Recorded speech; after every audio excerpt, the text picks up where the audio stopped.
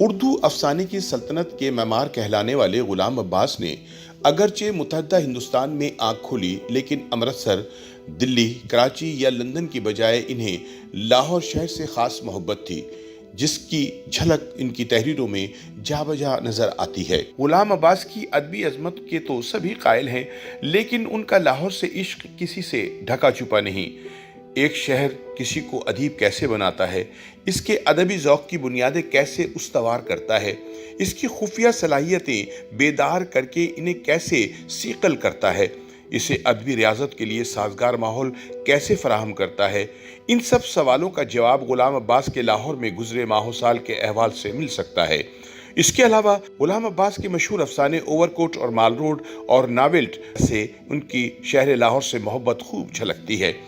17 نومبر 1909 کو جنم لینے والے غلام عباس کے سر سے ایام طفلی میں ہی باپ کا سایہ اٹھ گیا۔ 4 برس کی عمر میں والدہ اور نانی کے ساتھ وہ امرتسر سے لاہور آ گئے۔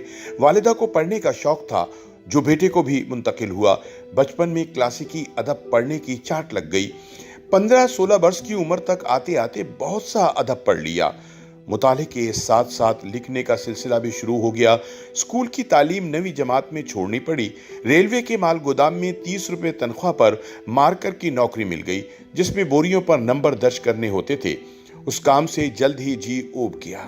دل پڑھنے لکھنے کی طرف مائل تھا۔ مضامین اور تراجم رسالوں میں جگہ پانے لگے، جن میں حکیم احمد شجاع کا ہزار داستان نمایاں تھا۔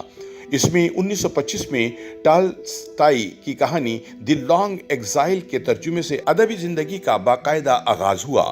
غلام عباس کے ادبی کریئر کی ابتدائی زمانے میں جن لوگوں نے ادبی دنیا میں ان کے قدم جمانے میں عنایت کی، ان میں ممتاز مصور عبدالرحمن چغتائی سر فہرست ہیں۔ بعض دفعہ وہ ان کی تحریریں پڑھ کر کہتے تھے، بھائی کمال کر دیا، دیکھو عباس نے کیا لکھ ڈالا۔ غلام عباس کے بقول ان کی اس حوصلہ افزائی نے میری ابتدائی ادبی زندگی کو بڑا استحکام بخشا۔ میں نے متعدد چیزیں محض ان کو خوش کرنے اور ان سے داد لینے کے لیے لکھی۔ بچوں کے اخبار پھول سے غلام عباس کی وابستگی ان کے ادبی کریئر کا ٹرننگ پوائنٹ ثابت ہوئی۔ غلام عباس نے لاہور میں ادب کو سنجیدگی اور توجہ سے پڑھا، فکشن کا ترجمہ کیا، کہانیاں لکھی۔ برصغیر کے نامور اشاعتی ادارے میں 9 برس کام کیا، جہاں انہیں مولوی ممتاز علی اور امتیاز علی تاج سے بہت کچھ سیکھنے کو ملا۔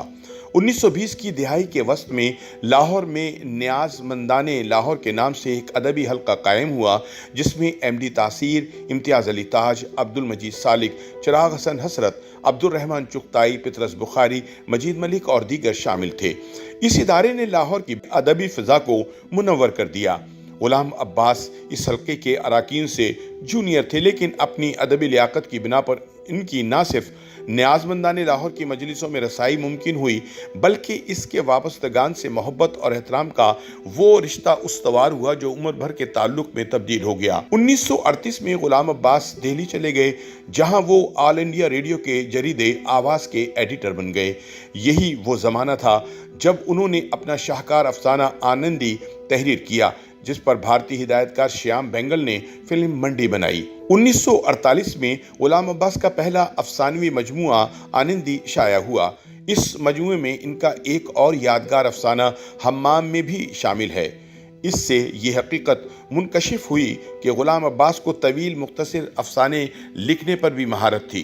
تقسیم کے بعد غلام عباس دلی سے لاہور آ گئے اور میسن روڈ پر ڈاکٹر ایم ڈی تاثیر کے گھر کی اوپر کی منزل پر ٹھکانہ کیا۔ دلی سے 10 سال بعد ان کی لاہور واپسی ہوئی۔ غلام عباس لاہور میں بہت خوش تھے۔ یہاں کی گلیوں میں انہوں نے اپنے لڑکپن اور جوانی کے دن گزارے تھے۔ ان کی بہت سی یادیں اس شہر سے وابستہ تھیں اور وہ اکثر ان یادوں کو تازہ کرتے رہتے تھے۔ ان کی قسمت میں مگر اس شہر میں رہنا نہیں تھا، اس لیے چند ماہ یہاں رہنے کے بعد وہ کراچی منتقل ہو گئے، جہاں ریڈیو پاکستان میں ان کو ملازمت مل گئی۔ اس کے بعد وہ BBC میں بھی کام کے لیے لندن گئے، لیکن شہر لاہور ان کی پہلی محبت بن کر ہمیشہ ان کے دل میں دھڑکتا رہا۔ YouTube پر گوگلی نیوز دیکھنے کے لیے youtube.com کی سرچ بار میں googly news T V type کریں۔ گوگلی نیوز کے پیج پر سرخ رنگ کے سبسکرپشن والے بٹن پر کلک کرنا نہ بھولیے۔ YouTube پیج پر اپلوڈ ہونے والی ویڈیوز سے باخبر رہنے کے لیے بیل آئیکن پر کلک کیجیے۔ آپ کو ہر نئی ویڈیو کے بارے میں نوٹیفیکیشن موصول ہو جائے گا۔